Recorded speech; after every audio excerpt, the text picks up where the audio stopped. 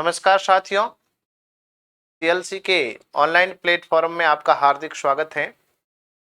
CLC द्वारा संचालित जवाहर नवोदय विद्यालय प्रवेश परीक्षा के लिए निःशुल्क टेस्ट सीरीज की इकाई टेस्ट 03 में गणित विषय के सॉल्यूशन के साथ में आज एक बार फिर से आपके सामने हाजिर हूं। तो हम लोग चर्चा करेंगे गणित विषय से संबंधित जो इस इकाई टेस्ट में प्रश्न रहे हैं उनके सॉल्यूशन को लेकर।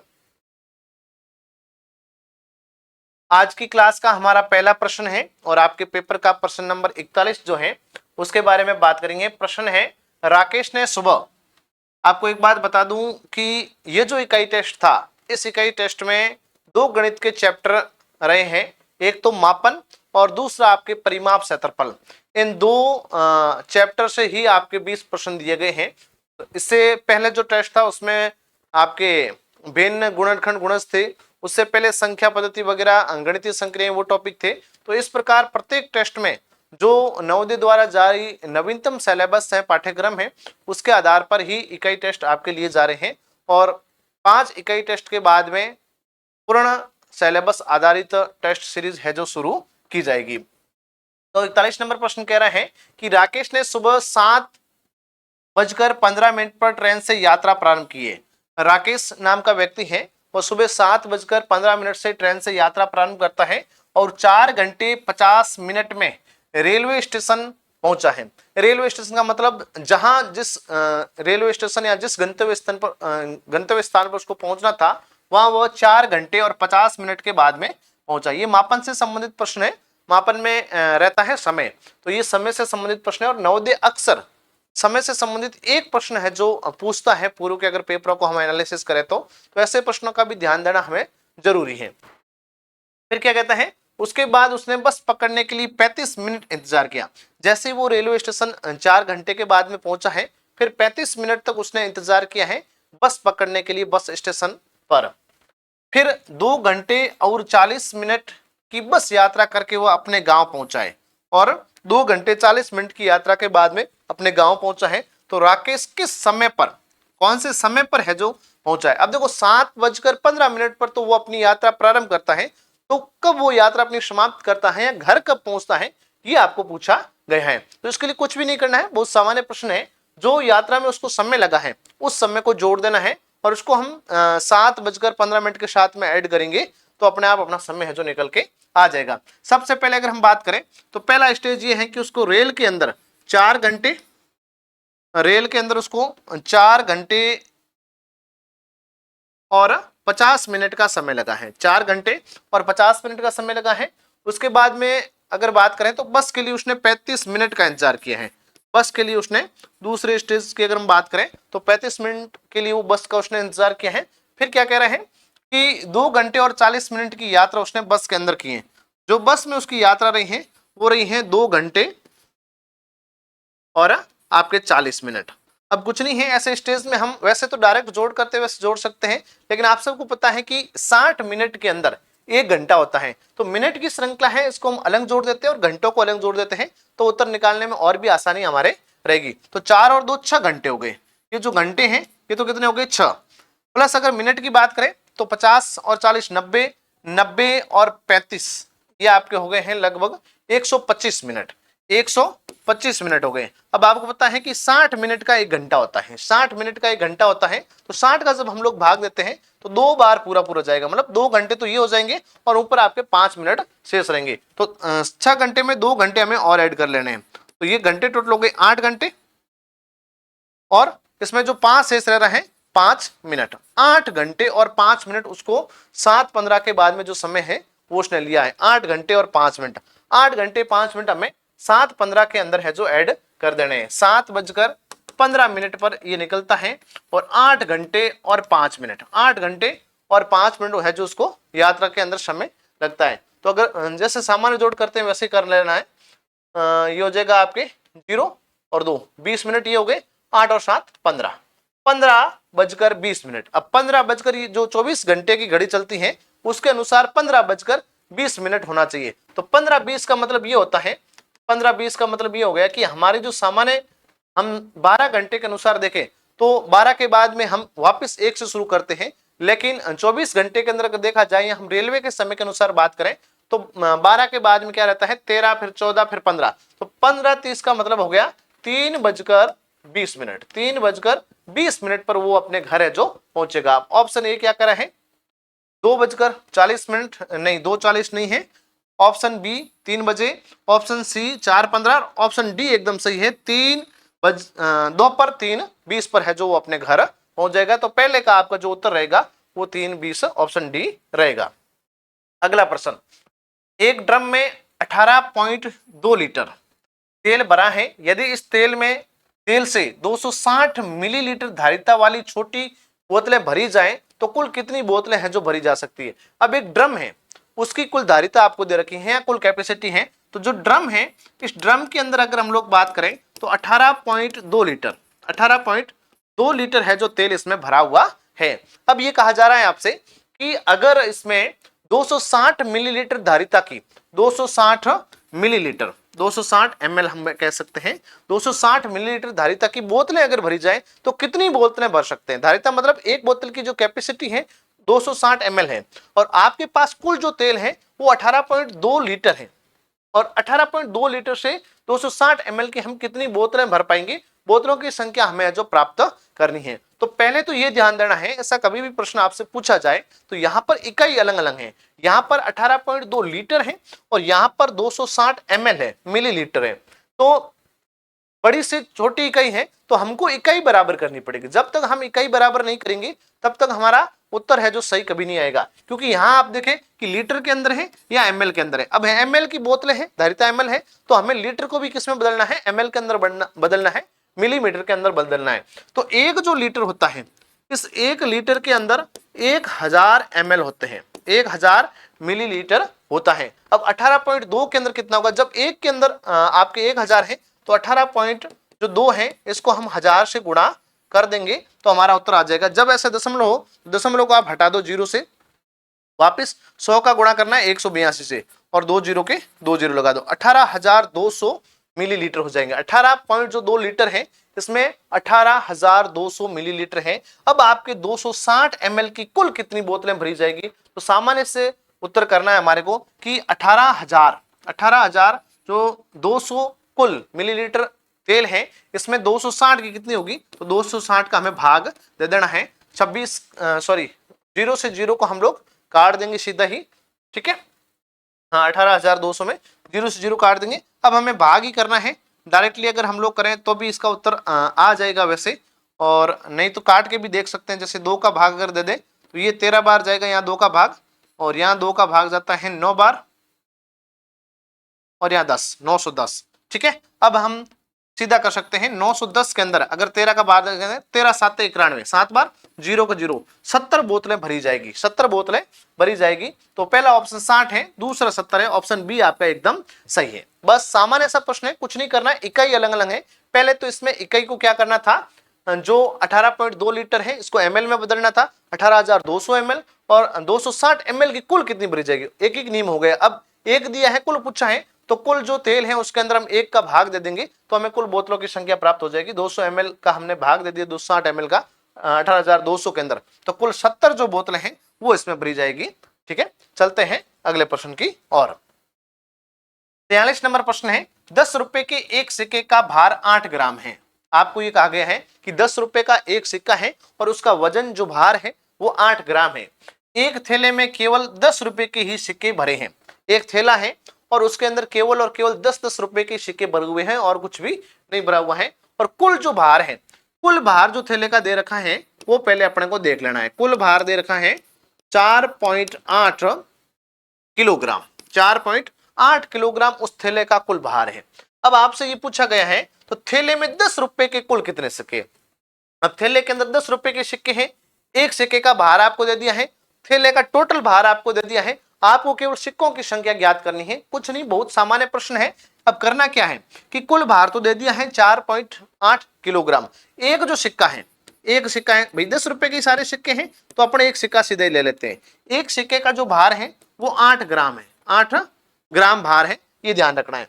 और टोटल जो भार दे रखा है आपके बैग का जो भी थैला है उसका 4.8 किलोग्राम है। वही प्रश्न हो गया जो पीछे वाला था, यहाँ किलोग्राम के अंदर है, यहाँ ग्राम के अंदर है, तो हमें जो किलोग्राम है उसको वापस ग्राम के अंदर बदलना है। तो सामान्य सी बात है कि 1 किलोग्राम में 1000 ग्राम होते हैं। आपने खूब पढ़ रखा है और सबको याद होगा, क्लास के अंदर भी बहुत अच्छे से बताया था कि एक जो केजी होता है, 1 किलोग्राम होता है, इसमें 1000 ग्राम होते हैं। 1 किलोग्राम में 1000 ग्राम होते हैं। तो 4.8 में, तो 4.8 में 4.8 में कितने होंगे, गुणा कर लेंगे 1000। वापिस वही तरीका, 0 से दशमलव को हटा दो, हमारे पास संख्या रह जाएगी 48 गुणा 100 बराबर आपका उत्तर होगा 4800 ग्राम। उस थैले का कुल जो भार ग्राम के अंदर होगा वो होगा 4800 ग्राम। अब एक सिक्का 8 ग्राम का है तो कुल कितने सिक्के हैं संख्या में पता करनी है। एक सिक्के का दे रखा है तो कुल भार के अंदर हम जो एक सिक्के का जो भार है उसका भाग देंगे तो बाकी सिक्कों की संख्या हमारे को मिल जाएगी। अब टोटल कितना है, 4800 ग्राम है उस थैले का वजन, और एक सिक्के का जो भार है वो 8 ग्राम है। 8 का भाग हम देंगे तो 8 छंग 48 होते हैं, 8 का भाग 6 बार जाएगा, 2 0 का 2 0, 600 सिक्के लगभग आपके उस थैले के अंदर है। और पहला जो ऑप्शन है ए ऑप्शन, वो आपके एकदम सत्य है, 600 सिक्के उस बैग के अंदर है जो भरे हुए हैं। ठीक है, चलते हैं अपन अगले प्रश्न की ओर। अगला प्रश्न क्या कह रहा है, यदि किसी स्थान का तापमान 35 डिग्री सेल्सियस दर्ज किया गया है तो फ़ारेनहाइट पैमाने पर इसका तापमान क्या होगा। इसका तापमान या मान है जो क्या होने वाला है। सेल्सियस के अंदर तापमान दिया है, उसको फ़ारेनहाइट में बदलना है। अब जब सेल्सियस के अंदर तापमान हो और उसको फ़ारेनहाइट में बदलना हो तो इसका एक फॉर्मूला है 9/5 C + 32। मतलब 9/5 C का मतलब जो सेल्सियस का मान दिया है वो लगाकर +32 करके हम इसका मान निकाल सकते हैं। बहुत ही आसान है। तापमान की इकाई के परिवर्तन से संबंधित भी मापन में प्रश्न रहते हैं, तो यहां से भी प्रश्न हो सकता है आपसे पूछा जाए। तो सेल्सियस दे रखा है आपको 35 डिग्री, तो 9/5 गुणा 35 + 32। अब 35 से कट रहा है तो 5 का भाग 1 बार और 5 का भाग 35 में 7 बार। 7 को हम जब 9 से गुणा करते हैं तो 63 63 + 32 हो जाएंगे आपके 95 95 डिग्री। 95 डिग्री फ़ारेनहाइट आपका उत्तर आएगा। ऑप्शन ए 98 है, ऑप्शन बी 86 है और ऑप्शन सी 95 डिग्री फ़ारेनहाइट एकदम सही होगा 44वें का। ठीक है, नेक्स्ट प्रश्न नंबर 45। रोहन अपनी परीक्षा की तैयारी हेतु सुबह 6:45 बजे शुरू करता है। मतलब सुबह 6:45 पर है जो रोहन अपनी परीक्षा की तैयारी शुरू करता है। आप भी नवोदय की तैयारी कर रहे हैं तो ऐसी ही आदत डालिएगा बेटा कि सुबह आपको बच्चों जल्दी उठना है और जल्दी उठते ही सबसे पहले गणित शुरू करनी है। गणित शुरू करोगे तो आपकी जो नींद है वो अचानक है जो भाग जाएगी, इसलिए और गणित ही सबसे महत्वपूर्ण है। जब मैं बार बार आपकी क्लास लेता हूं तो क्लास के अंदर भी यही बात बोलता हूं कि गणित एक ऐसी चीज है, आपको समझेंगे तो आसानी से समझ में आ जाती है, लेकिन समझने के बाद जब आप इसको हाथ से नहीं करते हैं, स्वयं उस प्रश्न को हल नहीं करते हैं, नहीं मिलाते हैं, तब तक गणित कोई काम की नहीं है, कितनी भी समझ में आ जाए। इसलिए स्वयं हमेशा करना सीखें। तो सुबह 6:45 बजे वो अपनी पढ़ाई है जो शुरू करता है, तैयारी शुरू करता है। वह 2 घंटे और 40 मिनट की पढ़ाई करने के बाद 30 मिनट का विश्राम कर लेता है। अब लगातार पढ़ाई में थकान आ जाती है तो वो पढ़ाई कितनी करता है, 2 घंटे और 40 मिनट की है जो पढ़ाई करता है। 2 घंटे 40 मिनट की पढ़ाई के बाद में 30 मिनट वो क्या कर लेता है, रेस्ट कर लेता है। 30 मिनट है जो वो क्या कर लेता है, आराम कर लेता है। अब ये पूछा गया है तो विश्राम समाप्त होने का सही समय क्या होगा। तो पहले तो हमें ये निकालना पड़ेगा कि जब वो पढ़ाई शुरू करता है तो उसके बाद में उसने समय कितना लिया है विश्राम सहित, तब हमें पता चलेगा कि विश्राम जब उसने पूरा किया है, जो आराम उसका पूरा हुआ है, क्योंकि उसके टाइम टेबल भी इसी प्रकार का होगा कि मुझे 2 घंटे और 40 मिनट की पढ़ाई के बाद में 30 या 40 मिनट का ब्रेक चाहिए, आराम चाहिए, और उसके बाद में वापस पढ़ाई करूंगा। तो विश्राम जो समाप्त होगा, मैं अभी किया वैसे ही, पहले मिनट को आप जोड़ लें, मिनट हो जाएंगे आपके 70 मिनट या 2 घंटे के 2 घंटे हैं। अब 70 जो मिनट है, हमको पता है कि 1 घंटे में 60 मिनट होते हैं, तो 1 घंटा इसमें और बढ़ गए हैं। हम 70 के अंदर जब 60 का भाग देते हैं तो 1 बार जाएगा और 10 आपके शेषफल रहते हैं। तो 1 घंटा और प्लस करेंगे तो 3 घंटे और ऊपर के 10 मिनट, 3 घंटे और 10 मिनट का जो समय है वो आपके लेता है 6:45 के बाद में। तो 6:45 के बाद में आपको 3 घंटे और कितना जोड़ने हैं, 10 मिनट। तो 6:45 पे वो आप अपनी तैयारी शुरू करता है और 3 घंटे 10 मिनट के बाद में उसका विश्राम समाप्त होता है। तो 5 और 5 9:55 सुबह का ही समय है तो AM ही आएगा। तो 9:25 पहला, दूसरा 9:55 एकदम सही है। 9:55 है ये इसका सही समय है विश्राम समाप्त होने का। ऑप्शन बी आपका एकदम सही है, सत्य है। चलते हैं अगले प्रश्न की ओर। प्रश्न नंबर 46 क्या कह रहा है? 4 किलोमीटर, 8 हेक्टोमीटर तथा 65 मीटर का योगफल मीटर में क्या होगा? देखो 3 अलग अलग इकाई दी है, लेकिन इकाई एक ही चीज की है, दूरी की है। जब मीटर पीछे है तो किसकी है इकाई? दूरी की है। 4 किलोमीटर है, 8 हेक्टोमीटर है और 65 मीटर है। तो मीटर में टोटल इसका योगफल है जो कितना होगा? सबसे पहले दिया है 4 किलोमीटर, ठीक है। उसके बाद में दिया है 8 हेक्टोमीटर और 65 मीटर, और लास्ट में जो आपको पूछा गया है टोटल किस में होना चाहिए? मीटर में होना चाहिए। तो हमें ये ज्ञात करना पड़ेगा कि एक जो किलोमीटर होता है उसमें कितने मीटर होते हैं। बच्चों आप सभी जानते हैं कि एक जो किलोमीटर होता है, एक जो किलोमीटर होता है इसमें 1000 मीटर होते हैं, 1000 मीटर होते हैं। तो आपके 4 किलोमीटर में कितने होंगे? तो 4 गुणा 1000, 4 गुणा 1000 बराबर 4000 मीटर। 4000 मीटर तो 4 किलोमीटर के अंदर हो गए। अब दूसरा है हेक्टोमीटर। 8 हेक्टोमीटर है तो एक जो हेक्टोमीटर होता है इसमें कितने होते हैं? आपके 100 मीटर होते हैं, 100 मीटर। देखो आपको सारणी बड़ी अच्छी तरीके से मैंने क्लास के अंदर बताई थी कि सबसे पहले किलो जी, फिर हेक्टो जी, फिर डेका जी, है ना। तो उस क्रम में ही चलना है कि किलोमीटर के जस्ट बाद में हेक्टामीटर आता है। तो हेक्टामीटर आता है तो फिर बढ़ेंगे तो 10 के गुणज में और कम होंगे तो 10 के भाग में। 10 का भाग देंगे 1000 में तो फिर 100 आना है, ठीक है। तो 100 मीटर इसमें निकलेंगे। एक हेक्टामीटर के अंदर 100 मीटर होते हैं। अब तो 8 के अंदर कितने होंगे? तो 8 गुणा 100, 8 गुणा 100 करेंगे तो ये आपके कितना मीटर हो जाएगा? 800 मीटर हो जाएंगे। 800 मीटर हो जाते हैं 8, ये केएम लिख दिया सॉरी, 8 हेक्टोमीटर के अंदर। और फिर आपके रहे हैं 65 मीटर, साथ में इसके ऐड कर लेना है 65 मीटर। कुल मीटर में ही पूछे तो 5 का 5, 6 का 6, 8 और हाँ 800। एक मिनट, 4000 है फिर 800 है, 800 मीटर और फिर 65। तो हम जोड़ेंगे 5 का 5, 6 का 6, 8 का 8 और 4 का 4, 4865, 4865 ऑप्शन ए के अंदर ही है। 4865 मीटर को लोगे क्योंकि 4000 मीटर तो 4 किलोमीटर में हो जाते हैं और 800 मीटर आपके 8 हेक्टोमीटर के अंदर और 65 मीटर स्वयं आपको साथ में दे रखा है। तो कुल अगर मीटर की हम बात करें, कुल इनका योग करें तो 4865 मीटर ऑप्शन ए आपका सही होगा। अगला प्रश्न, यदि 3 दर्जन केलों का मूल्य, ये भी एक एक नियम से संबंधित है और मापन के अंदर एक एक नियम के भी प्रश्न पूछे जा सकते हैं कि 3 दर्जन केलों का मूल्य 108 रुपए है तो 225 रुपए में कितने केले खरीदे जा सकते हैं?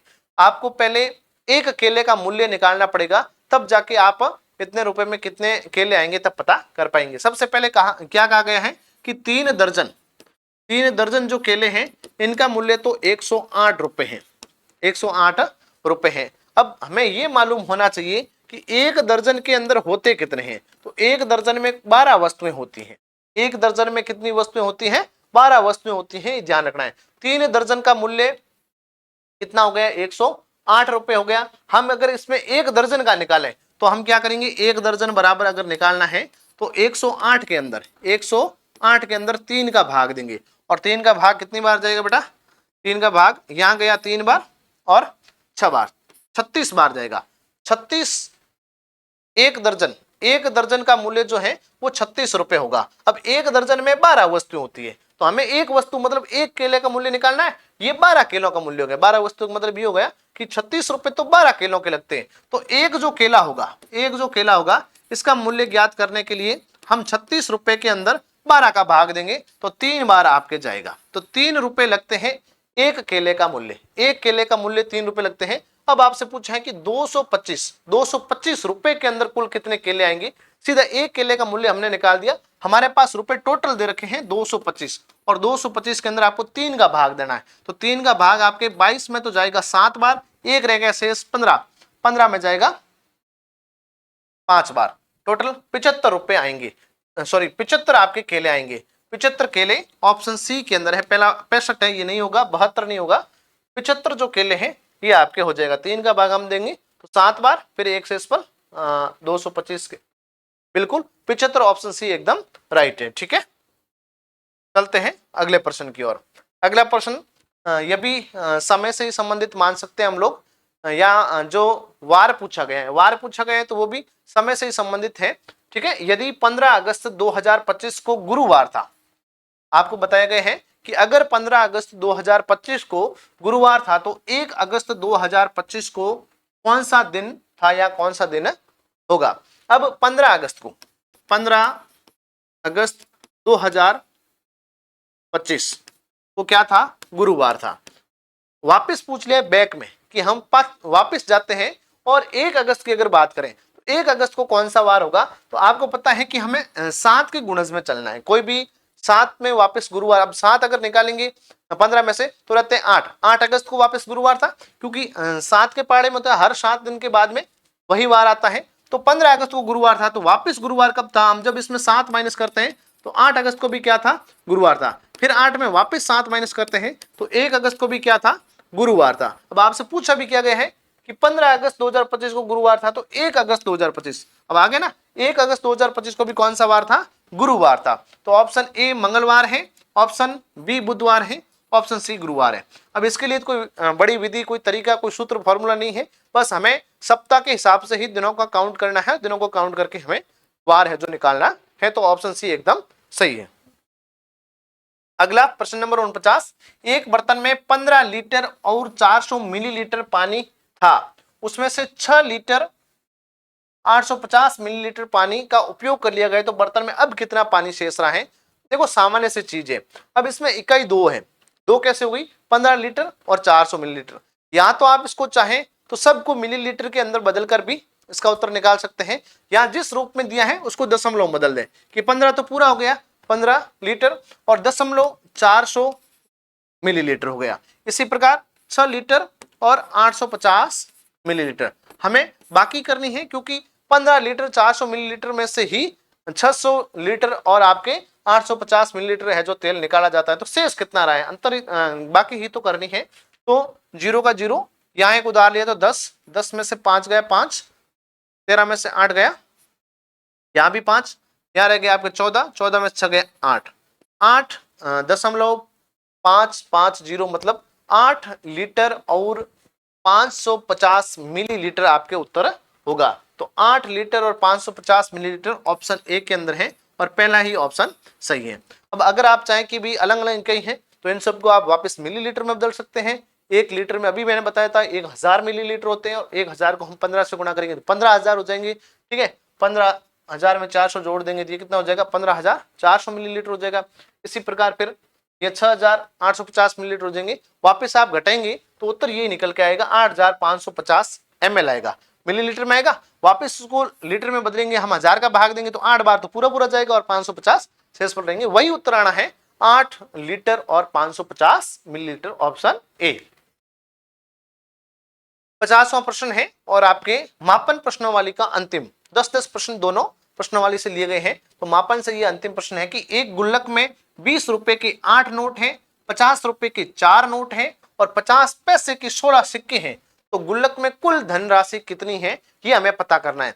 तो 20 रुपए के 8 नोट है, तो 20 रुपए की कुल राशि कितनी हो जाएगी, 20 रुपए का एक नोट होता है तो वो उसकी कीमत 20 होती है, 8 नोटों की कितनी हो जाएगी, जब हम गुणा करेंगे 160 रुपए। 160 रुपए तो आपके हो गए 20 के। 50 रुपए के 4 है, 50 रुपए के 4 को हम गुणा करेंगे तो 200 रुपए तो ये हो गए आपके। अब 50 पैसे के सिक्के, अब पैसे 50 होते हैं तब तक तो उसमें रुपए में हम कह नहीं सकते, क्योंकि 100 पैसे के अंदर, कितने पैसे के अंदर, 100 जो पैसे होते हैं, 100 पैसे में आपके 1 रुपया बनता है। 100 पैसे जब होंगे तब 1 रुपया बनेगा। यहाँ 50 पैसे, तो इसको रैंडमली सीधा भी देखा जा सकता है कि 50 पैसे की 16 सिक्के हैं। अब इसमें हम 1 रुपए के 8 सिक्के भी इसको मान सकते हैं। कैसे मान सकते हैं, क्योंकि दो जब 50 पैसे के सिक्के होते हैं तब 1 रुपया बन जाएगा, क्योंकि 50 पैसे का एक सिक्का 50 और 50 पैसे 100 पैसे होते हैं और 100 पैसे में 1 रुपया होता है। तो हम कहने का मतलब ये भी कह सकते हैं कि 1 रुपए के ये 8 सिक्के हैं। या इसको आप गुणा कर लें, 16 को जब हम 50 से गुणा करेंगे तो आपके 800 पैसे आएंगे। कितने आएंगे, 800 पैसे। 16 गुणा जब हम 50 करेंगे तो आपका आएगा 800 पैसे। अब 1 रुपए में 100 पैसे होते हैं, 100 का भाग देंगे तो कितना रुपए हो जाएगा, वही वापस 8 रुपए हो जाएगा। तो भले ही गुणा करके देख लें। तो ये हो गए 8 रुपए, जोड़ लें अब इसको, 8 के 8, 6 और 3, जो कुल धनराशि है वो 368 रुपए होगा। तो ऑप्शन ए 380 रुपए है, option B 376, option C 360, option D आपका एकदम सही है 368 रुपए। देखो 20 के 8 मतलब 160 रुपए और 50 के 4 200 रुपए, 50 पैसे क्या 16 सिक्के हैं तो ये 8 रुपए हो गए, 8 रुपए हम साथ में ऐड करते हैं तो 368 रुपए। उत्तर आपके ऑप्शन डी होगा। अब जो 51 से जो हमारे प्रश्न रहने वाले हैं ये आपके प्रश्न वाली है परिमाप और क्षेत्रफल। परिमाप क्षेत्रफल बहुत महत्वपूर्ण टॉपिक है अगर नवोदय की दृष्टि से बात करें। अब अगर कोई ढंग की प्रश्नावली रही है तो उसमें एक परिमाप क्षेत्रफल, दूसरा मैं सरलीकरण मान सकता हूं, बाकी बहुत सामान्य प्रश्नावलियां ही रही है नवोदय के अगर हम पाठ्यक्रम को उठाएं तो यहाँ से कम 3 प्रश्न, मेरा ये मानना है। हर बार 2 प्रश्न इस टॉपिक से रहते हैं आपके नवोदय के अंदर और इस बार 3 प्रश्न आ सकते हैं, ये मेरी उम्मीद है, तो कोई अतिशयोक्ति नहीं होगी। इसलिए इस टॉपिक पर आपको विशेष रूप से ध्यान देना है। 3 प्रश्न अपने आप में मायने रखते हैं नवोदय के सिलेक्शन के अंदर और अच्छे लेवल के प्रश्न भी यहां से ही बन सकते हैं। प्रश्न 51 का क्या कह रहा है, एक आयताकार मैदान की लंबाई 12 मीटर है तथा इसके विकीर्ण की लंबाई 15 मीटर है, तो इस मैदान का परिमाप क्या ज्ञात कीजिए। अब मैदान है, इसकी आपको एक तो लंबाई दे रखी है और लंबाई है 12 मीटर, दूसरे इसके विकीर्ण की लंबाई दे रखी है, विकीर्ण है उसकी लंबाई दे रखी है 15 मीटर। अब आयत की आकृति से आप भली बात जानते होंगे, जैसे ये आयताकार आपकी आकृति है, लंबाई मतलब इसका जो ये एरिया है ये तो 12 मीटर का है और ये एरिया हमें चौड़ाई मालूम नहीं है, ठीक है। और विकीर्ण मतलब इसके बीच से गुजरने वाली जो रेखा है, एक आयत के अंदर 2 विकीर्ण बनते हैं और इस विकीर्ण की जो लंबाई है वो दे रखी है आपके 15 मीटर। अब आपसे पूछा गया है कि मैदान का परिमाप क्या होगा। 2 पार्ट का नाम ही क्या है, परिमाप और क्षेत्रफल। परिमाप का मतलब परि है ना चारों ओर, इसके चारों ओर का जो माप है, चारों ओर का जो माप है ये हमें बताना है कि इस आयत का परिमाप है जो क्या होगा। और परिमाप के अगर फॉर्मूले की बात करें, सूत्र की बात करें तो 2 कोष्टक लंबाई प्लस चौड़ाई है, तो लंबाई प्लस चौड़ाई है तो चौड़ाई हमारे को दी हुई नहीं है, तो सबसे पहले चौड़ाई ज्ञात करनी है। जब ऐसी स्थिति आए कि आपको चौड़ाई नहीं देकर एक विकर्ण की लंबाई पूछ ले और दे दे और एक आपके लंबाई दे दी गई है, तो कुछ नहीं करना है, आपको पता होगा कि विकर्ण का जो स्क्वायर है, विकर्ण का जो स्क्वायर होता है इसके बराबर लंबाई का स्क्वायर प्लस चौड़ाई का स्क्वायर होता है, ये एक फॉर्मूला है, ठीक है। हम इसी फॉर्मूले से है जो आपकी चौड़ाई निकालेंगे। अब विकर्ण हमें दे रखा है 15, तो 15 का स्क्वायर बराबर लंबाई दे रखी है 12, तो 12 का स्क्वायर प्लस चौड़ाई हमें मालूम नहीं है तो चौड़ाई का स्क्वायर आप लिख लें। अब 15 का हम जब वर्ग करेंगे या 15 को 15 से जब गुणा करते हैं तो कितना आता बेटा 225 बराबर 12 का स्क्वायर 144 प्लस चौड़ाई का स्क्वायर, ठीक है। अब चौड़ाई का जब हम स्क्वायर निकालना, यहां भी प्लस में बराबर में है और यहां भी प्लस में, जब बराबर में कोई प्लस के अंदर हो हम इसका पक्षांतरण करेंगे तो यहां जो प्लस की है वो यहां आ जाएगी आपके माइनस के अंदर। तो चौड़ाई का जो स्क्वायर है, चौड़ाई का जो स्क्वायर है इसके बराबर आपके आ जाएगा 225 माइनस 144, 225 माइनस 144 है जो आ जाएगा, और 225 में से हम 144 निकालते हैं तो शेष आपके रहेगा 81, चौड़ाई के स्क्वायर के बराबर 81 रहेगा। तो चौड़ाई बराबर क्या आएगा, चौड़ाई बराबर हमें निकालना है तो हम 81 का क्या कर देंगे, अंडर रूट कर देंगे, वर्ग कर देंगे, और 81 का जो वर्ग होता है वो होता है 9। अब हमें किसकी आवश्यकता थी, चौड़ाई की, तो चौड़ाई हमें क्या मिल गई है 9, चौड़ाई क्या मिल गई है 9, चौड़ाई 9 आ गई है, लंबाई 12 है। अब विकर्ण की हमें आवश्यकता नहीं रहेगी, हमें ज्ञात करना है परिमाप। परिमाप ज्ञात करने के लिए क्या करना है, 2 कोष्टक लंबाई प्लस चौड़ाई, ठीक है। तो 2 कोष्टक लंबाई है आपके 12 प्लस चौड़ाई है 9, 12 और 9 को जब हम लोग जोड़ देते हैं तो कितना हो जाएगा आपके 21, तो 2 गुणा 21 बराबर 42 मीटर, 42 मीटर उत्तर आएगा। और 42 मीटर ऑप्शन नंबर ए के अंदर पड़ा है, तो ऑप्शन ए आपके एकदम सही है, आगे बढ़ने की आवश्यकता नहीं है।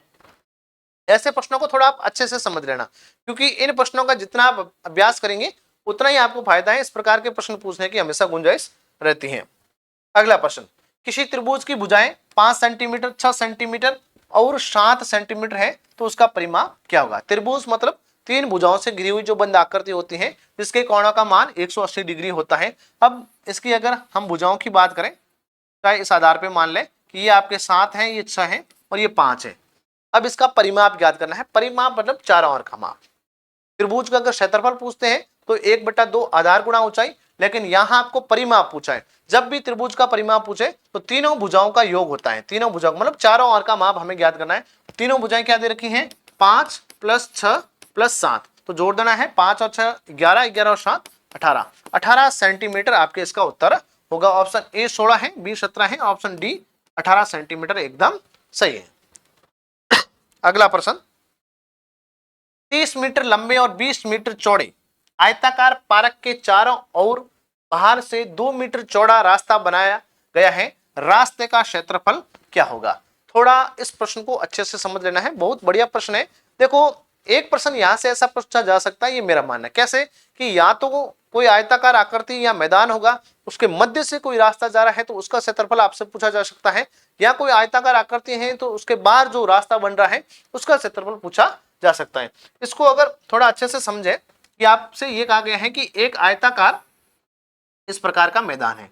ये जो आयताकार मैदान है इसकी अगर हम लंबाई की बात करें तो 30 मीटर है और इसकी चौड़ाई क्या है? 20 मीटर है। इसकी ये जो लंबाई है ये तो दे रखी है 30 मीटर और ये जो चौड़ाई है ये दे रखी है 20 मीटर। अब इसके चारों ओर एक रास्ता गुजर रहा है। इसके चारों ओर एक इस प्रकार का है जो रास्ता गुजर रहा है, और इस रास्ते की अगर हम लोग बात करें, इस प्रकार का रास्ता है, हमें इस रास्ते का क्षेत्रफल निकालना है। ये चारों ओर जो रास्ता गुजर रहा है इस रास्ते का क्षेत्रफल है जो आपको निकालना था। अब अगर इस रास्ते की बात करें तो इसकी जो चौड़ाई दे रखी है ये 2 मीटर दे रखी है। इधर से भी 2 मीटर चौड़ा है, इधर से भी 2 मीटर चौड़ा है, इधर से भी 2 मीटर चौड़ा है और इधर से भी 2 मीटर की चौड़ाई है। 2-2 मीटर चौड़ा रास्ता इसके चारों ओर गुजर रहा है। उस रास्ते का आपको क्षेत्रफल ज्ञात करना है, न कि इस आयत का। लेकिन इस आयत के क्षेत्रफल के बिना आप इसका उत्तर नहीं निकाल पाएंगे। कैसे कि हमें जो हमारे पास अब 2 आयत हो गए। अगर आप ढंग से इस आकृति को देखें, ये एक अंदर का आयत है जिसकी आपको लंबाई चौड़ाई दे रखी है 30 और 20। फिर इसके चारों ओर रास्ते को जब हम बढ़ाते हैं तो एक बड़ा आयत इसके चारों ओर और बन रहा है। अब 2 आयत है, लेकिन हमें बाहर वाला जो मैंने आपको ये रेड से जो डैश किया है इसका ही क्षेत्रफल निकालना है। तो पहले जो अंदर वाला छोटा आयत है इसका क्षेत्रफल निकालेंगे, फिर पूरे वापस बाहर वाले का क्षेत्रफल निकालेंगे और क्षेत्रफल का जो अंतर निकालेंगे तब हमें रास्ते का क्षेत्रफल मिल जाएगा। तो अंदर वाला जो है, जैसे मैं इसको बोल सकता हूं आपके आयत फर्स्ट, जो आयत फर्स्ट है इसकी लंबाई और चौड़ाई हमारे को दे रखी है और आयत का क्षेत्रफल होता है लंबाई गुणा चौड़ाई। लंबाई गुणा चौड़ाई, तो पहला तो क्या दे रखा है 30 है आपकी लंबाई और चौड़ाई है 20, 3 दूनी 6, 600 वर्ग मीटर। 600 वर्ग मीटर तो पहला जो आयत है ये, इसको फर्स्ट आयत बोलेंगे। इसका जो क्षेत्रफल है वो 30 और 20 को हमने गुणा कर लिया तो 600 वर्ग मीटर तो आपके क्या आ गए हैं, इस फर्स्ट आयत का आ गया। अब दूसरे में क्या है, इनकी लंबाई और चौड़ाई हमें पता लगानी। तो ये भी 2 मीटर चौड़ा है, ये भी 2 है, यहाँ भी 2, चारों कॉर्नर से 2-2 मीटर की चौड़ाई है। तो सब में क्या है 2-2 मीटर हम जोड़ देंगे। किस में जोड़ेंगे? जैसे पहले लंबाई है, अब मैं अगर दूसरे आयत की बात करूं कि इसके अगर लंबाई की बात करें तो 30 मीटर है।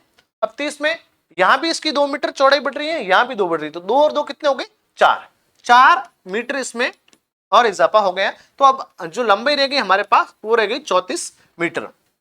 फिर दूसरा देखें चौड़ाई, तो चौड़ाई कितनी है यहाँ पर 20 है, 20 मीटर है। तो यहाँ भी 2 बड़ा है, यहाँ भी 2 बड़ा है, तो 4 यहाँ भी बड़ा है। चौड़ाई कितनी हो जाएगी 24 मीटर। अब जो हमें नया आयत प्राप्त हुआ है, जो बड़े वाला आयत है सेकंड नंबर, उसकी अगर लंबाई और चौड़ाई की बात करें तो 34 मीटर तो वो लंबा है और 24 मीटर तो चौड़ा है। अब इसका जब हम क्षेत्रफल निकालेंगे तब आपके उत्तर आएगा। फिर हमें रास्ते का क्षेत्रफल है जो प्राप्त करना है। तो यहां भी लंबाई गुणा चौड़ाई है, तो 34 गुणा 24, 34 और 24 को हम लोग गुणा करेंगे तो आप गुणा करके देख लें 816 वर्ग मीटर। 816 वर्ग मीटर है जो इस बड़े वाले आयत का क्षेत्रफल निकलेगा। अब हमें रास्ते का क्षेत्रफल निकालना है, तो रास्ते का हम लोग क्षेत्रफल निकालेंगे। रास्ते का क्षेत्रफल बराबर सेकंड, यहां जो बड़े वाला आयत है आयत का क्षेत्रफल माइनस फर्स्ट जो आयत, जो छोटे वाला आयत है जो अंदर है आयत का क्षेत्रफल। मतलब जो मूल आयत है 30 आयताकार मैदान है 30 × 20 का, इस मैदान का हम क्षेत्रफल निकालेंगे। फिर जो बड़ा इस मार्ग को साथ में लेकर जो हमने आयत का निर्माण किया है इस आयत के क्षेत्रफल को जब हम इसमें से निकाल देंगे तो आपके रास्ता जो शेष बचेगा, शेष कौन बचेगा, रास्ता ही बचेगा, क्योंकि इतने का क्षेत्रफल जब निकल जाएगा तो ये चारों ओर का एरिया है, इसका ही क्षेत्रफल शेष रहेगा। तो जो बड़ा वाला है इसका तो है 816 वर्ग मीटर, और इसमें से हम लोग निकाल देंगे 600 वर्ग मीटर, बराबर रह जाएगा 216 वर्ग मीटर आपका उत्तर होगा। 216 वर्ग मीटर, 216 वर्ग मीटर किसमें है, ऑप्शन नंबर ए के अंदर ही पड़ा है, 216 वर्ग मीटर, ऑप्शन ए आपका एकदम सही है। 53 नंबर का बढ़िया लेवल का प्रश्न है, ऐसे प्रश्न पूछने की हमेशा गुंजाइश रहती है, और ऐसे प्रश्न का आपने टेस्ट में दे दिया है, देने के बाद अब वापस घर पे आप इसका अभ्यास करें। यहाँ बीच में से जो रास्ते निकलते हैं किसी आयताकार पार्क के मैदान के, तो ऐसे जो भी प्रश्न बनते हैं उनका आप जितना खुद अभ्यास करेंगे उतना आपको अच्छे से है जो समझ में आएंगे। अगला है हमारा प्रश्न नंबर 54। एक आयताकार मैदान की लंबाई और चौड़ाई का अनुपात आपको दे रखा है 5:3। यदि मैदान का परिमाप 96 मीटर है तो मैदान का क्षेत्रफल। बहुत बढ़िया प्रश्न है कि एक आयताकार मैदान है, इसकी हमें लंबाई नहीं दी है, लंबाई और चौड़ाई का अनुपात दिया है। अब अभी मैंने कहा था कि कोई आयत होता है, हम उसे आयत का क्षेत्रफल निकालेंगे तो कैसा क्या ज्ञात करना पड़ेगा, लंबाई गुणा चौड़ाई। और यहां आपको लंबाई गुणा चौड़ाई नहीं देकर लंबाई और चौड़ाई का है जो अनुपात दिया गया है। तो पहले तो हमें लंबाई ज्ञात करनी पड़ेगी, तो हमने मान लिया लंबाई क्या है, अब यहाँ 5:3 है तो 5x मान लो, 5x 5:3 है, और जो चौड़ाई है वो 3 है अनुपात में, तो 3x मान लिया। अब परिमाप साथ में दिया है 96 मीटर। आयत का जो परिमाप होता है वो परिमाप ज्ञात करने का फॉर्मूला है 2 कोष्टक लंबाई प्लस चौड़ाई, लंबाई प्लस चौड़ाई। अब परिमाप हमें दे रखा है, कितना दे रखा है, 96 मीटर बराबर 2 कोष्टक लंबाई हमने क्या मानी है 5x प्लस चौड़ाई क्या है 3x। 5x और 3x को जोड़ेंगे कितना हो जाएगा 8x, 8x। ठीक है, अब चाहे तो हम सीधे ही पक्षांतरण करेंगे, 2 का भाग 96 के अंदर दे सकते हैं, या इस 8x को गुणा करके भी हम लोग देख सकते हैं। तो 96 बराबर क्या आ जाएगा, 8x को जब हम 2 से गुणा करेंगे तो 16x। 96 बराबर क्या आ गया है 16x। हमें तो x का मान निकालना है, तो x बराबर क्या हो जाएगा 96 के अंदर हम 16 का भाग देंगे। 16 का भाग जब 96 के हम देते हैं तो 16 छक्के 96 होते हैं, 6 बार है जो इसका भाग पूरा पूरा जाएगा। ये जो x है इसका मान क्या आ गया 6। हमने यहाँ जो लंबाई रखी है वो 5x, यहाँ रखी है 3x, तो वास्तविक लंबाई जो क्या हो जाएगी x मतलब इसके गुणा में है, तो 5 गुणा 6 बराबर 30 मीटर, और 3 गुणा x 6 17 18 मीटर। ये हो गई आपके वास्तविक लंबाई। वास्तविक लंबाई हो गई आपके 30 मीटर और वास्तविक चौड़ाई हो गई आपके 18 मीटर। अब हमें क्या ज्ञात करना है, क्षेत्रफल लंबाई गुणा चौड़ाई। तो लंबाई गुणा चौड़ाई मतलब 30 को आपको किससे गुणा करना है 18 से। 0 का 0 और 18 तिया 72, 720 वर्ग मीटर। नया जो आयत है उसका क्या हो जाएगा आपका क्षेत्रफल 720 वर्ग 700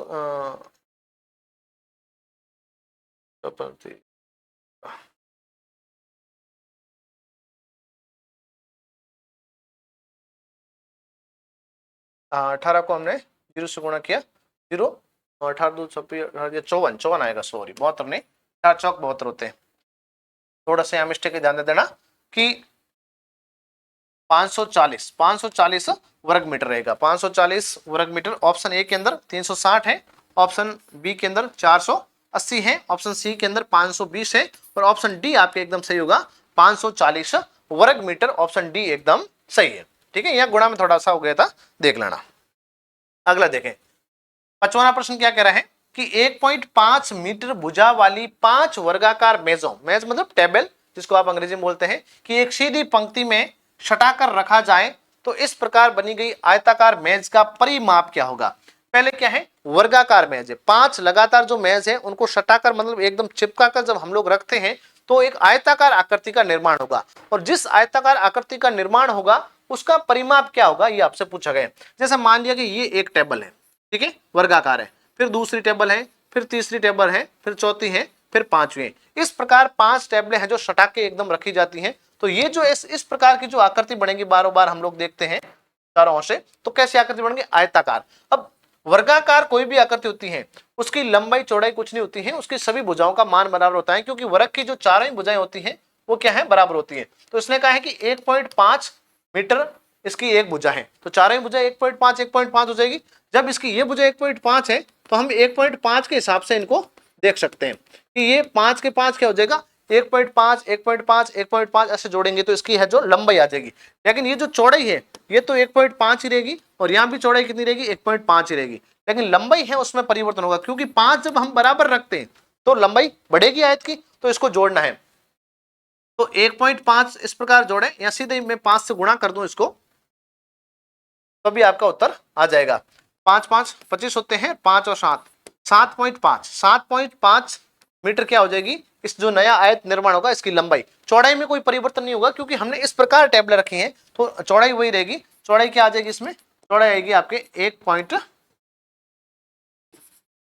चौड़ाई आपकी रहेगी वही 1.5 मीटर। अब हमें क्या निकालना है, जो नया आयताकार मेज है इसका परिमाप है जो क्या होगा, परिमाप वही 2 कोष्ठक लंबाई प्लस चौड़ाई, तो 2 कोष्ठक लंबाई है 7.5 प्लस चौड़ाई है 1.5। 1.5 और 7.5 को हम लोग जोड़ते हैं तो कितना हो जाएगा 9, तो 2 गुणा 9 बराबर 18 मीटर। 18 मीटर 18 मीटर किसमें है भाई, ऑप्शन ए के अंदर ही पड़ा है, तो ऑप्शन ए एकदम सही है, 18 मीटर आपका उत्तर हो जाएगा। ठीक है, चलते हैं अगले प्रश्न की ओर। प्रश्न नंबर 56 क्या करा है, 5 मीटर लंबाई वाले वर्ग का क्षेत्रफल कितने वर्ग सेंटीमीटर होगा। बस प्रश्न तो बिल्कुल ही साधारण है, लेकिन प्रश्न की पूछने का तरीका थोड़ा सा अलग है, थोड़ा इसको समझ लेना है। पूछा क्या गया है, 5 मीटर लंबाई, एक वर्ग है, इस प्रकार का वर्ग है, और इस वर्ग की लंबाई तो कितनी है 5 मीटर है। इसका हमें क्षेत्रफल ज्ञात करना है। वर्ग का जो क्षेत्रफल होता है वो भुजा गुणा भुजा होता है। भुजा को किससे गुणा करना है, भुजा से ही गुणा कर लेना है। ठीक है, लेकिन यहाँ तरीका थोड़ा अलग है। तरीका क्या है, जो क्षेत्रफल होगा वो वर्ग सेंटीमीटर में कितना होगा ये पूछा है। भुजा तो मीटर में है और क्षेत्रफल वर्ग सेंटीमीटर में कितना होगा, मतलब इकाई परिवर्तन करके बताना है। अब 2 तरीकों से कर सकते हैं। पहला तरीका आप सीधा ही कर लें कि 5 मीटर भुजा का है तो सीधा वर्ग का क्षेत्रफल निकालें, मीटर में आएगा और उसको सेंटीमीटर में बदल दें। या फिर आप इसको और आसान करना चाहें तो अभी से एक भुजा जो 5 मीटर है इस भुजा को आप सेंटीमीटर में बदल दें। आपको पता होगा कि एक जो मीटर होता है 1 मीटर के बराबर 100 सेंटीमीटर होते हैं, ये मापन के अंदर भी हम लोगों ने पढ़ा था। अब यहाँ 5 मीटर है तो 5 को हम लोग 100 से गुणा कर लेंगे, तो एक भुजा कितनी हो जाएगी 500 सेंटीमीटर हो जाएगी। कितनी हो जाएगी 500 सेंटीमीटर। अब भुजा गुणा भुजा है तो 500 को हम लोग किससे गुणा करेंगे 500 से, तो 5 गुणा 5 25। अब जितने जीरो है उतने जीरो आप लिख लो, ये आपका उत्तर हो जाएगा 2,50,000 2,50,000 वर्ग सेंटीमीटर। 2,50,000 वर्ग सेंटीमीटर। पहला 25 वर्ग सेंटीमीटर है, किसी ने ध्यान नहीं दिया आप में से तो वो पक्का ही 25 वर्ग सेंटीमीटर करके आया होगा, क्योंकि 5 को 5 से गुणा किया है तो 25 आ जाएगा, तो यहीं वो फंस गया होगा और आगे उसको जाने की जरूरत तो नहीं पड़ी। लेकिन ऐसा बिल्कुल नहीं है। दूसरा 125 वर्ग सेंटीमीटर ये भी नहीं है, तीसरा भी नहीं है, और चौथा 2,50,000 जो वर्ग सेंटीमीटर ऑप्शन डी है ये एकदम सही है। केवल घुमाने के लिए ही यहाँ वर्ग सेंटीमीटर लगाएं कि आप प्रश्न को कितना ढंग से पढ़ते हैं। अब मुझे कमेंट करके बताओ कितनों ने ये एकदम अच्छे तरीके से पढ़ गया जो सही किया है, तब मुझे पता चलेगा। ठीक है, चलते हैं अपन अगले प्रश्न की ओर। प्रश्न नंबर 57 क्या कह रहे हैं, शीशे के एक ठोस घन की भुजा 6 सेंटीमीटर है। शीशा एक धातु है और उसका एक ठोस घन है जो बनाया गया है, और उसकी जो एक भुजा है। अब घन में अगर आप लोग नहीं समझते हैं तो वर्ग का बड़ा रूप, वर्ग जो क्या है समतल आकृति है जिसको हम 2D बोलते हैं, या द्विविमीय आकृति बोल सकते हैं। लेकिन घन जो होते हैं ये 3D आकृति है, त्रिविमीय आकृति है। घन की अगर बात करें तो ये इस प्रकार ये घन है, ये घन है। अब घन में भी सभी भुजाएं बराबर होती है। जिस प्रकार वर्ग में सभी भुजाएं बराबर होती हैं उसी प्रकार घन में सभी भुजाएं बराबर होती हैं, और इसकी जो एक भुजा है वो 6 सेंटीमीटर है। ये आपसे बताया गया है कि घन की एक भुजा है वो 6 सेंटीमीटर है। इसे पिघलाना है, जो ठोस घन है इसको हम पिघलाएंगे और पिघलाकर 2 सेंटीमीटर भुजा के कुल कितने घन है जो बना सकते हैं। नए जो घन बनाएंगे उसकी जो भुजा रहने वाली है वो 2 सेंटीमीटर रहना। ऐसी जब भी कंडीशन आए तो बहुत सिंपल है, जब हम पिघलाएंगे तो उसका आयतन ही पिघलेगा, तो पहले हमें जो बड़ा जो घन है हमारे पास 6 सेंटीमीटर का उसका आयतन निकालना है। उसका आयतन हम लोग आसानी से निकाल सकते हैं। तो घन जो होता है, घन का जो आयतन है, आयतन निकालने का फॉर्मूला है भुजा का क्यूब। भुजा का क्यूब या भुजा को 3 बार गुणा करना। तो बड़े वाला जो घन है, बड़े वाला घन है इसका आयतन निकालना है, और उसके अंदर 2 भुजा के हमें कितने घन चाहिए उनके आयतन का हम लोग भाग देंगे तो घनों की संख्या में प्राप्त होगी। और छोटे वाला जो घन है इसकी लंबाई कितनी है, 2 सेंटीमीटर है, 2 सेंटीमीटर है। तो बड़े वाला जो घन है, जो बड़े वाला घन है उसका आयतन 6 गुणा 6 और छोटे वाला जो घन है इसका आयतन 2 गुणा 2 गुणा 2। आप चाहें तो यहाँ काट के सीधा कर सकते हैं, आप चाहे तो सीधा इनका आयतन निकाल के भी कर सकते हैं। आयतन जब निकालेंगे तो आसानी से निकल जाएगा। 6 को 6 से गुणा करते हैं 36 और 36 को 6 से गुणा करेंगे तो आपके आएगा उत्तर 216 घन मीटर। 216 घन मीटर आयतन किसका आ रहा है, जो मूल घन है, जो शीशे बनाया गया। अब हमें 2 सेंटीमीटर के चाहिए, कितने घन बनेंगे, तो इसका एक जो घन होगा उसका आयतन होगा आपके 8 घन सेंटीमीटर। अब कुल कितने होंगे, तो हम 8 का जब भाग देंगे तो 8 का भाग यहाँ आपके अच्छे से 2 बार जाएगा, फिर 5 और 56 7 बार जाएगा। 27 ऐसे घन बनने वाले हैं। 27 ऐसे घन बनेंगे जो 2 सेंटीमीटर भुजा के होंगे और 6 सेंटीमीटर भुजा वाले घनों से बनेंगे। तो आपके ऑप्शन ए 18, ऑप्शन बी क्या है 27, ऑप्शन बी 27 है। आप इनको गुणा करके भी यहां से भी काटेंगे तो वही उत्तर आएगा, कोई फर्क नहीं पड़ेगा। 2 का भाग देंगे 3 बार, 2 का भाग 3 बार, 2 का भाग 3 बार, और 3 को हम 3 बार गुणा करते हैं तो 27 ही आता है। ठीक है, ऐसा सेम टाइप का ही प्रश्न हम पहले क्लास के अंदर भी कर चुके हैं, अगर आपको याद हो तो मेरे हिसाब से सभी विद्यार्थियों ने बहुत अच्छे से सही किया होगा। अगला प्रश्न, एक कमरा 10 मीटर लंबा है, 8 मीटर चौड़ा है और 6 मीटर ऊंचा है। कमरे की चारों दीवारों का कुल क्षेत्रफल ज्ञात कीजिए। अब कमरा, या हम इसको घनाभ भी मान सकते हैं, घनाभ की जो आकृति होती है वैसी आकृति कमरे की है, जिसमें लंबाई चौड़ाई और ऊंचाई 3 होते हैं। और कमरे का जो कमरे की दीवारें होती हैं, कमरे की इन दीवारों का जो क्षेत्रफल है, दीवारों का क्षेत्रफल ज्ञात करने का सूत्र है 2 कोष्टक लंबाई प्लस चौड़ाई और गुणा ऊंचाई, ये इसका फॉर्मूला रहता है, आपको क्लास के अंदर लिखाया हुआ भी है। तो देखो, अगर हम लोग बात करें तो यहाँ आपको लंबाई चौड़ाई ऊंचाई दोनों ही दे रखी है, तीनों ही दे रखी है। तो 2 कोष्टक लंबाई कितनी है 10 प्लस चौड़ाई कितनी है 8 मीटर और गुणा ऊंचाई कितनी है 6 मीटर। 10 और 8 को हम लोग जोड़ते हैं कितना हो जाएगा बेटा, 18 हो जाएगा। कोष्टक खुलते ही बार बार से गुणा और गुणा 6, तो 18 को हम लोग 2 से गुणा करते हैं तो 36, और 36 को 6 से गुणा करेंगे तो अभी किया था 216 आपके वर्ग मीटर, 216 वर्ग मीटर आपके उत्तर रहेगा। और ऑप्शन ए के अंदर ही 216 वर्ग मीटर पड़ा है। ऑप्शन ए एकदम सत्य है, सही है। ठीक है, चलते हैं प्रश्न नंबर 59 की तरफ। क्या कह रहा है, एक घन का संपूर्ण पृष्ठीय क्षेत्रफल 294 वर्ग सेंटीमीटर है। इस घन का आयतन कितना होगा। संपूर्ण पृष्ठीय क्षेत्रफल, अभी मैंने बताया था कि घनाकार जो आकृति होती है वो लगभग आपके इस प्रकार की आकृति होती है, और इसका संपूर्ण पृष्ठीय जो टोटल जो क्षेत्रफल है उसका फॉर्मूला है 6 भुजा स्क्वायर, क्योंकि इसकी जो भुजाएं होती हैं, जिसको हम किनारे बोल सकते हैं, वो 6 होते हैं और उसका ही स्क्वायर करना है, क्योंकि वर्ग जो होता है उसकी 2 भुजाएं होती हैं और वर्ग से ही घन बनता है। और वर्ग का क्षेत्रफल ज्ञात करने का तरीका जो है वो क्या है, भुजा गुणा भुजा है। अब इस प्रकार के 6 वर्ग यहाँ बनेंगे घन के अंदर, तो इसलिए 6 भुजा स्क्वायर।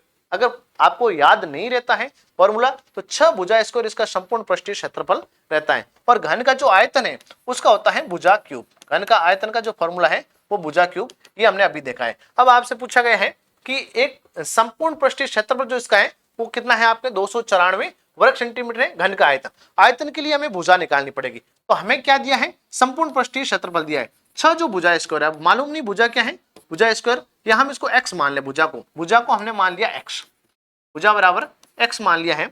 उस हिसाब से अगर हम लोग करें कि 6 भुजा की जगह x रख देते हैं, 6x स्क्वायर के बराबर 294 वर्ग सेंटीमीटर आपके दिया हुआ है, 294 वर्ग सेंटीमीटर दिया हुआ है। तो x स्क्वायर के बराबर क्या होगा, 294 के अंदर 6 का हम लोग भाग दे देंगे, 6 का भाग जाएगा, मतलब 6 का हम पक्षांतरण करेंगे तो भाग में चला जाएगा। 6 का भाग 29 में तो आपके पूरा जा रहा है, 4 बार पीछे रहेगा 5 और 4 9, और 9 में जाएगा आपके 6 बार, नहीं 6 नहीं, 1 मिनट, 6 का भाग 29 में 4 बार,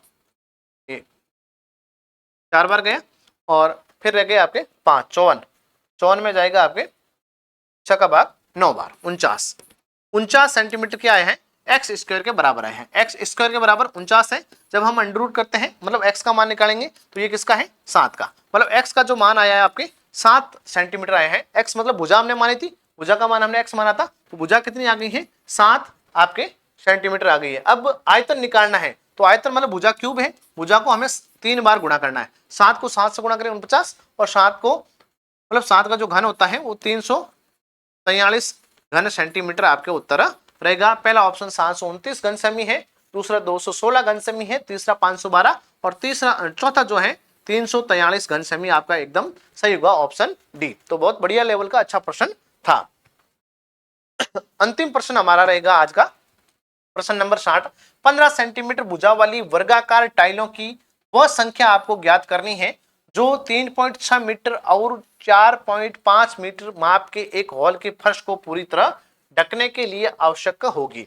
एक हॉल है, घनाभाकार आकृति है, और हॉल की जो ये फर्श है, इस फर्श की लंबाई की अगर बात करें, फर्श की चौड़ाई या लंबाई की हम लोग बात करें तो 3.6 इंटू 4.5 की ये फर्श आपके बनी हुई है, अगर हम लोग इसके क्षेत्रफल की बात करें तो। और इसमें के अंदर आपको इस प्रकार टाइलें लगानी है, और ये जो आप वर्गाकार टाइल लगेंगे, वर्गाकार मतलब जिसकी चारों भुजाएं बराबर हो और प्रत्येक की भुजा वर्ग की कितनी होती है, 15 सेंटीमीटर होती है। जो वर्गाकार टाइल लगेगी उसकी एक भुजा 15 सेंटीमीटर है, तो चारों ही 15-15 सेंटीमीटर की होगी। तो कितनी वर्गाकार टाइलें हैं जो इस आंगन के अंदर, इस फर्श के अंदर लगेगी, वो संख्या आपको बतानी है। तो बहुत ही सिंपल है। ऐसा जब भी प्रश्न आए तो जो फर्श दे रखा है उस फर्श का क्षेत्रफल हमें निकालना है और एक टाइल का क्षेत्रफल निकालना है, और जो टोटल फर्श का क्षेत्रफल है उसके अंदर उस टाइल के क्षेत्रफल का हम भाग दे देंगे। अब टाइल मतलब वो वर्गाकार ही है, 15 सेंटीमीटर भुजा की है, तो वर्ग का क्षेत्रफल हम क्या करते हैं, भुजा गुणा भुजा, मतलब 15 को 15 से गुणा करना है। और उसी प्रकार आयताकार होता है किसी घनाभाकार जो कोई भवन है, उसके अंदर जो फर्श बनेगी वो आयताकार होगी, और इसके लंबाई चौड़े से भी हमें पता चल रहा है कि आयताकार ही फर्श है। 3.6 मीटर और इंटू 4.5 मीटर की लंबाई की जो फर्श आपको दे रखी है, तो इसका आपस में गुणा करना। आयत को हम क्या करते हैं, लंबाई इंटू चौड़ाई करते हैं, इसके अंदर हम लोग भाग दे देंगे। लेकिन इस प्रश्न को करने से पहले हमें एक चीज जो अच्छे से गौर से देखनी है वो ये देखनी है कि यहाँ पर जो दे रखा है 15 सेंटीमीटर दे रखा है, और यहाँ क्या दे रखा है 3.6 मीटर और 4.5 मीटर। तो इकाइयां अलग अलग हैं मीटर और सेंटीमीटर में। तो पहले जो इकाइयां हैं वो बराबर करनी है जो पॉइंट के अंदर हैं। अब कैसे करेंगे हम लोग, वैसे मैं इसका एक फॉर्मूला सीधा बता देता हूं कि जो फर्श का क्षेत्रफल है, फर्श का जो क्षेत्रफल है इसके अंदर हमें भाग देना है एक टाइल का क्षेत्रफल, एक जो टाइल आएगी इसके क्षेत्रफल को। अब टाइल वर्गाकार है तो भुजा को भुजा से गुणा करना है, और फर्श आयताकार है तो लंबाई इंटू चौड़ाई करना है। तो लंबाई इंटू चौड़ाई आप में ही दे रखा है, 3.6 को गुणा कर लेना है आपके 4.5 से, और इसके अंदर भाग देना है 15 गुणा 15 का, 15 गुणा 15 का। अब दिक्कत यही है कि आप डायरेक्ट भाग इसके अंदर नहीं कर सकते, ये सेंटीमीटर के अंदर है और ये मीटर के अंदर है, तो हमें मीटर को भी किसमें बदलना पड़ेगा, सेंटीमीटर में, तब इनकी दोनों की इकाइयां हैं जो समान हो जाएगी। उसके बाद में आप टाइलों की संख्या निकाल सकते हैं। अब ये मीटर में है, एक मीटर के अंदर 100 सेंटीमीटर होते हैं तो गुणा 100, लेकिन दो अलग अलग इकाइयां हैं तो फिर गुणा 100 करना पड़ेगा, तब जाके आपके यह हल निकलेगा। अब गुणा 100 किया है तो डायरेक्ट ही आप इसको पॉइंट हटा सकते हैं, ये पॉइंट इस जीरो से कट गया, ये पॉइंट इस जीरो से कट गया। आपके पास संख्या रह गई है 360 गुणा 450 बटे 15 गुणा 15, 15 का भाग 45 में 3 बार, तो यहां रह गई 30, और 30 में भाग 2 बार। हमें संख्या जो प्राप्त हुई है 360 गुणा 2, 360 गुणा 2 बराबर 720, 720 टाइलें लगेगी, और ऑप्शन ए के अंदर ही आपके लिखा है 720, 720 एकदम उत्तर आपका सही होगा। यह आपका सॉल्यूशन कंप्लीट है। धन्यवाद। CLC से जुड़ने के लिए इस वीडियो को आप अधिक से अधिक शेयर करें। धन्यवाद।